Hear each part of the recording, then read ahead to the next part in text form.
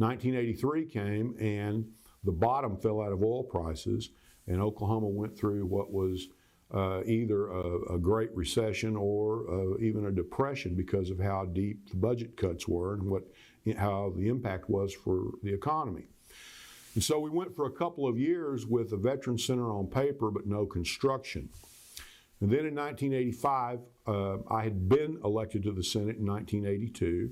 And so in 1985, there was a little bit of an uptick, and I got to thinking about how can I make this work?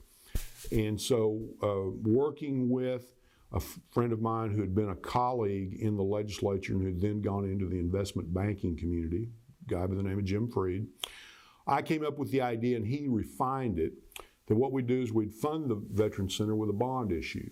And we'd pay for the bond issue with federal funds that we knew were going to come in, state appropriations, and then veterans have a sliding scale that they pay based upon income. That would be the revenue source to go build it. The only problem was that Oklahoma's financial health at that time was so weak that we couldn't get what's called the letter of credit, which means somebody's going to back this and say, if it all falls through, bondholders, we'll make sure you get paid.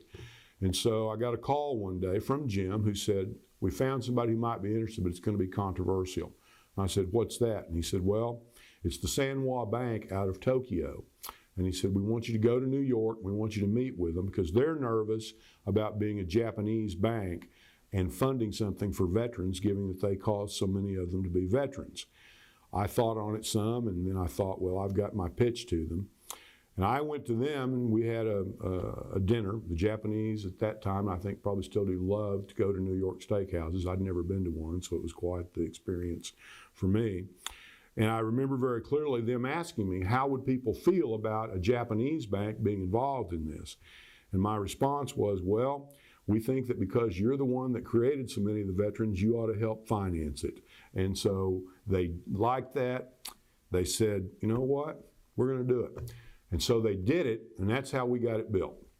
Later, we added on to it an Alzheimer's unit using some of the same style of funding, but we didn't have to have a negotiation with Sanwa Bank at that time. But the Veterans Center has been something I've obviously been very proud of because of what it does for the people who are the most deserving and for jobs that it's created and for its relationship with other parts of the community as well, because we have great employees there too.